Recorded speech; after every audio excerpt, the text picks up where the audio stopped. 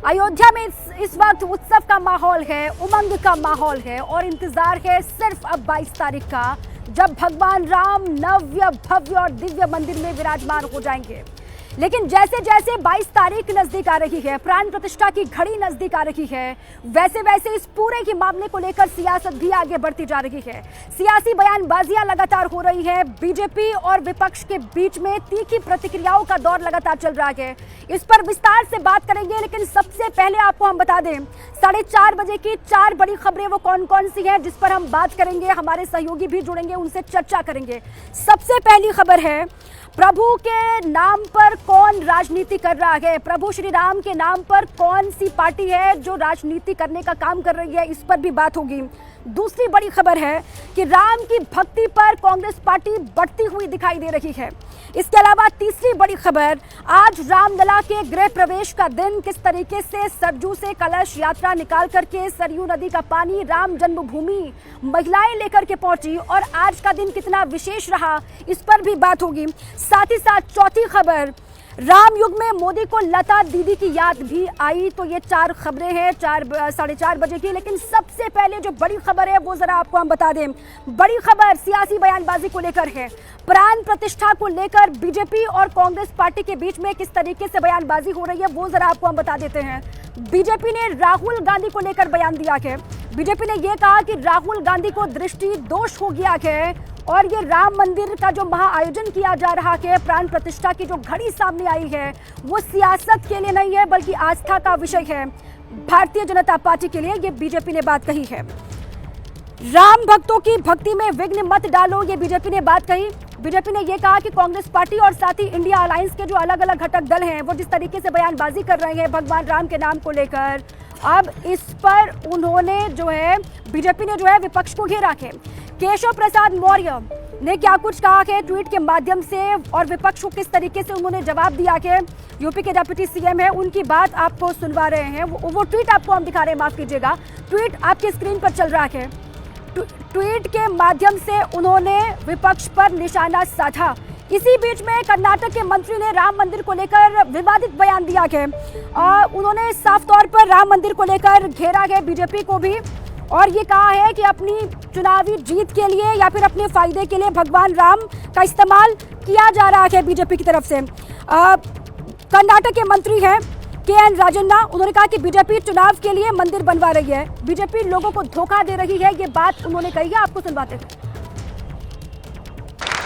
ನಮ್ಮೂರಲ್ಲಿ ಹೆಚ್ಚು ಪಾವಿತ್ರತೆ ಇರತಕ್ಕಂಥ ದೇವಸ್ಥಾನಗಳಿಂದ ದೇವರ ಬಗ್ಗೆ ಭಕ್ತಿ ವಿಶ್ವಾಸ ಬರ್ತದೆ. ಅಲ್ಲವತ್ತು ನಾನು ಹೋಗಿದ್ನಲ್ಲ, ಏನು ಅನಿಸ್ಲೇ ಇಲ್ಲ ನನಗೆ, ಯಾವುದೋ ಟೂರಿಂಗ್ ಪ್ಯಾಕೇಜಲ್ಲಿ ಏನೋ ತಂದಿದ್ದಂಗೆ ಇದು। और इसी पर मेरे 2 सहयोगी मेरे साथ जुड़ेंगे, अंकित मेरे साथ होंगे और साथ ही नीरज पांडे भी मेरे साथ जुड़ेंगे। लेकिन सबसे पहले अंकित का रुख कर लेते हैं।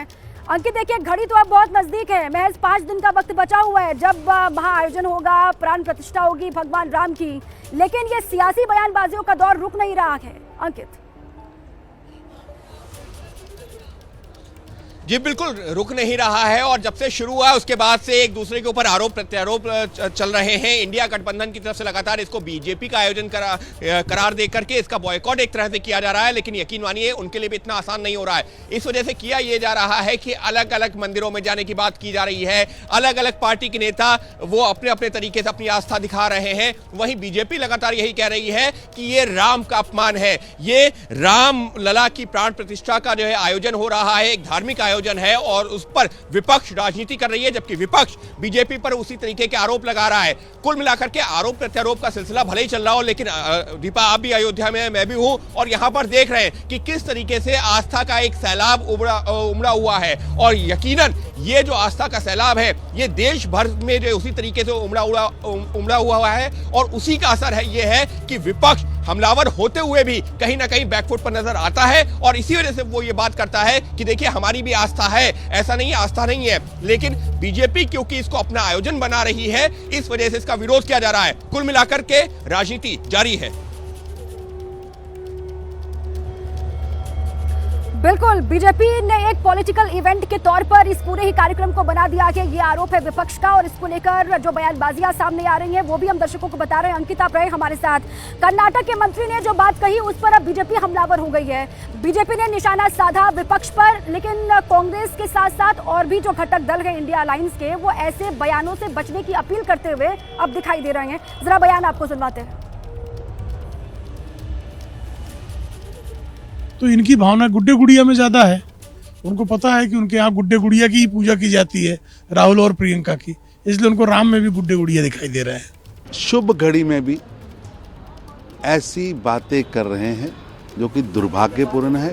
राम लोगों के मनस में सदियों से बैठे हुए हैं और ऐसे बयान जहां तक है, वैसे बयानों की कोई आवश्यकता नहीं। आज 75% के करीब लोग देश में सनातनी हैं जो भगवान राम में विश्वास करते हैं और माननीय सुप्रीम कोर्ट के आदेश से मंदिर बन रहा है। इस तरह के बयान बंद करने चाहिए। तो लगातार बयानबाजी हो रही है। एक तरफ बीजेपी ये कह रही है कि ये आस्था का विषय है, ये श्रद्धा का विषय है और ये करोड़ों जन भावनाओं का विषय है, लेकिन विपक्षी इसको एक पॉलिटिकल इवेंट के तौर पर बता रहे हैं बीजेपी और आरएसएस की तरफ से। नीरज पांडे दिल्ली से मेरे साथ जुड़े हुए हैं, सीधे उनका रुख कर लेते हैं। नीरज, अब बहुत कम वक्त बाकी है जब 22 तारीख सामने और प्राण प्रतिष्ठा की तस्वीरें भी सामने आएंगी, पूरी प्रक्रिया आगे बढ़ेगी, लेकिन ये पॉलिटिकल इवेंट जो विपक्ष बता रहा है और इसको लेकर जो बयानबाजियां सामने आ रही हैं वो रुकने का नाम नहीं ले रही हैं। नीरज, देखिए, दरअसल सबको मालूम है कि रामलला की प्राण प्रतिष्ठा के बाद सीधे लोकसभा चुनाव है और इस पूरे आयोजन को लोकसभा चुनाव से जोड़कर देखा जा रहा है। किसको फायदा किसको नुकसान, तो हर पॉलिटिकल पार्टी अपने अपने तरीके से इसके फायदे लेने की कोशिश कर रही है। इसमें कोई शक नहीं है कि प्राण प्रतिष्ठा का कार्यक्रम भारतीय जनता पार्टी के लिए एक किसी ऊर्जा के स्रोत से कम नहीं है, लेकिन विपक्ष कैसे इस जो है निगेटिविटी से बचे, इसलिए विपक्ष अपने तरीके से अपने वोट बैंक को कंसोलिडेट रखने के लिए इस तरह की बयानबाजी कर रही है। आपने संजय राउत को सुना, कांग्रेस के दूसरे नेताओं को सुना, भारतीय जनता पार्टी भी इसको लगातार यही बात कह रही है कि जिन लोगों को ने कभी राम को काल्पनिक माना था, राम को माना ही नहीं कि राम कोई थे भी या राम का चरित्र भी कोई था, वो आज राम मंदिर बनते कैसे देख सकते हैं, राम मंदिर की प्राण प्रतिष्ठा पर वो कैसे अपने आप को सहज महसूस कर सकते हैं या उसको पचा सकते हैं। तो भारतीय जनता पार्टी के सामने तो इस समय बड़ा लक्ष्य ये है कि राम मंदिर की प्राण प्रतिष्ठा हो और उसके बाद तुरंत वो लोकसभा चुनाव में जाएंगे, लेकिन विपक्ष के सामने इसकी काट अभी तक मिल नहीं पा रही। इसलिए विपक्ष लगातार कोशिश ये कर रहा है कि किसी न किसी तरह से इस तरह से बात की जाए ताकि इसको भारतीय जनता पार्टी का इवेंट करार दिया जाए, इसको आरएसएस का इवेंट करार दिया जाए और उनका जो वोट बैंक है, जिस वोट बैंक की लगातार वो राजनीति करते रहे हैं, उसको अपने साथ जोड़ के रखा जा सके, उसको कंसोलिडेट किया जा सके। क्योंकि अभी की स्थिति ये है कि पूरे देश में वर्टिकल डिवीजन होने की स्थिति में पहुंच रहा है। तो ये भारतीय जनता पार्टी बनाम विपक्ष की एक लड़ाई है और राम मंदिर उसके मुख्य केंद्र में है। जी दीपा। बिल्कुल बिल्कुल नीरज, आप रहे हमारे साथ, अंकित भी रहे हमारे साथ। देखिए, अब इस मुद्दे का काट विपक्ष किस तरीके से निकालता है इस पर ही लगातार नजर है। अभी कोई मुद्दा हालांकि मिल नहीं रहा, कोई ठोस वजह नहीं मिल पा रही है जो इस प्राण प्रतिष्ठा से विपक्ष ने दूरी बनाई है इससे बचने के लिए। बड़ी खबर है, प्राण प्रतिष्ठा में शामिल नहीं होंगे लालू प्रसाद यादव, ये जानकारी भी सामने आ रही है। उनकी बात सामने आई है, उनका बयान सामने आया है। उन्होंने कहा है कि 22 जनवरी को वो प्राण प्रतिष्ठा का जो भव्य समारोह होने वाला है अयोध्या में, उसका हिस्सा नहीं बनेंगे, इस बात का जिक्र उन्होंने किया। और लालू के इनकार पर अब भारतीय जनता पार्टी ने पलटवार किया है, वार किया है। बीजेपी ने ये कहा है कि उनको आखिर बुला कौन रहा है। सम्राट चौधरी है बीजेपी प्रदेश अध्यक्ष बिहार के, उन्होंने ये कहा कि आखिर उनको बुला कौन रहा है। अब दोनों की बातें किस तरीके से सामने आई है वो जरा आपको सुनवाते हैं। राम मंदिर का उद्घाटन है, क्या राम मंदिर उद्घाटन में आप लोगों को आमंत्रण मिला है, जाएंगे? नहीं जाएंगे। नहीं जाएंगे सर? कौन बुला रहा है उनको? ये पूरा बिहार और पूरा देश जानता है कि लालू प्रसाद जी ही वैसे व्यक्ति हैं जिन्होंने अडवाणी जी को गिरफ्तार किया था। ठीक है, दोनों की बात आपने सुनी। अब आम आदमी पार्टी की बात करते हैं। देखिए, दिल्ली में तो आम आदमी पार्टी सुंदरकांड का पाठ करवा ही रही है, लेकिन गुजरात से भी बड़ी बात सामने आ रही है। बड़ी खबर यह है कि गुजरात में भी सुंदरकांड का पाठ करवाएगी आम आदमी पार्टी। अब दिल्ली से गुजरात की तरफ आम आदमी पार्टी बढ़ती हुई सुंदरकांड के पाठ को लेकर ये बड़ी खबर है। रामधुन कार्यक्रम का आयोजन भी किया जाएगा गुजरात में, ये भी बात सामने आ रही है। इसके अलावा 20 जनवरी को सुंदरकांड का पाठ होगा गुजरात में, ये बड़ी खबर आम आदमी पार्टी से जुड़ी हुई है। 21 जनवरी को रामधुन का आयोजन किया जाएगा गुजरात में और 22 जनवरी को सभी जिलों में महाआरती भी होगी गुजरात के, ये बड़ी खबर है आम आदमी पार्टी को लेकर। कल आपने देखा अरविंद केजरीवाल सुंदरकांड के पाठ में शरीक हुए और दिल्ली में अलग अलग विधानसभा क्षेत्रों में आम आदमी पार्टी जो है सुंदरकांड का पाठ भी करवा रही है। अब गुजरात से बड़ी खबर कि वहां पर भी आप ये आयोजन करेगी। अंकित और नीरज पांडे मेरे दो सहयोगी लगातार बने हुए हैं। अंकित अयोध्या में ही मौजूद है और नीरज दिल्ली में मौजूद है। अंकित का रुख कर लेते हैं। अंकित, आम आदमी पार्टी जो है वो अब दिल्ली से रुख कर रही है गुजरात का। सुंदरकांड और हनुमान चालीसा का पाठ दिल्ली में आम आदमी पार्टी करवा रही है, लेकिन अब गुजरात में भी ये आयोजन होगा, ये इस वक्त की बड़ी खबर है।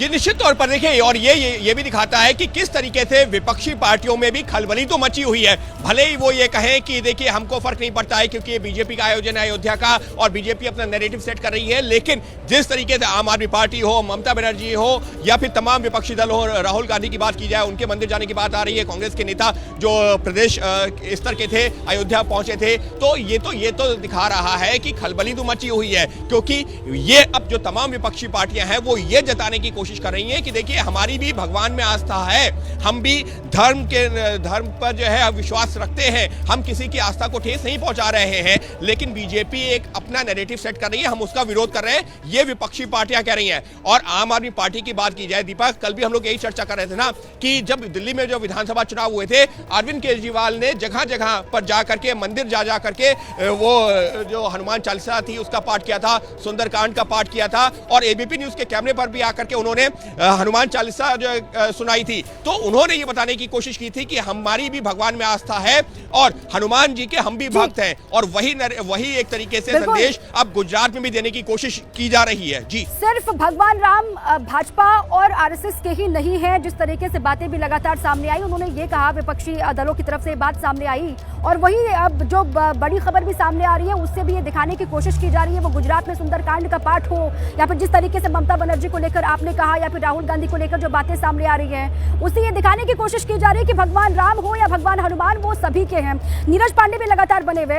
नीरज, ये जो गुजरात में आम आदमी पार्टी ये सुंदरकांड का पाठ करवा रही है, दिल्ली में तो कल से इसका आयोजन शुरू भी हो गया है, अब गुजरात और भी पार्टियां जिस तरीके से अलग अलग धार्मिक जगहों पर पहुंचेंगे, अनुष्ठान करवाएंगे, इसके मायने जरा बताइए। दरअसल ये एक रेस है, इस रेस में जब कोई पिछड़ जाता है तो अपने तरीके से उस रेस में बने रहने के लिए कुछ ना कुछ आयोजन करता है। ये पॉलिटिकल रेस है, इसमें कोई शक नहीं है कि परसेप्शन की लड़ाई में आज की डेट में भारतीय जनता पार्टी बहुत आगे है। और जिस तरह से राम मंदिर उनका कोर एजेंडा रहा है, पिछले 50 साल से संघ ने उस एजेंडे को कभी छोड़ा नहीं है। उनका political wing Bharatiya Janata party जब भी किसी राज्य में उन्होंने चुनाव लड़ा है, अपने हर मैनिफेस्टो में राम मंदिर निर्माण का संकल्प उन्होंने लिया है। तो आज जब राम मंदिर बन रहा है तो निश्चित रूप में उस रेस में भारतीय जनता पार्टी सबसे आगे है और भारतीय जनता पार्टी ये क्लेम भी करती कि हमने राम को माना है, हमने राम की पैरवी की है, हमने राम मंदिर बनाने के लिए संकल्प लिया और आज राम की कृपा से राम मंदिर बन भी रहा है। तो और उस रेस में विपक्षी कैसे बने रहें, क्योंकि राजनीति में परसेप्शन की लड़ाई सबसे बड़ी लड़ाई होती है। तो उस परसेप्शन की लड़ाई में जब पिछड़ रहे होते हैं राजनीतिक दल, तो उसमें कैसे बने रहें, इसकी लड़ाई कर रहे हैं। और यही कारण है कि चाहे अरविंद केजरीवाल दिल्ली में सुंदरकांड का पाठ कर रहे हो या गुजरात में कर रहे हो, कांग्रेस के नेता लगातार यहां जा रहे हैं, लेकिन मुझे लगता है कि आज के समय में इन वाली पिच है नीरज, जो आस्था, भक्ति और श्रद्धा के पिच पर जहां पर सबसे आगे बीजेपी खड़ी है, जो बात आप बता रहे हैं, उस पिच पर बीजेपी का मुकाबला किस तरीके से करना है, यही और विपक्षी दलों में कहीं ना कहीं वो दिखाई भी दे रहा है।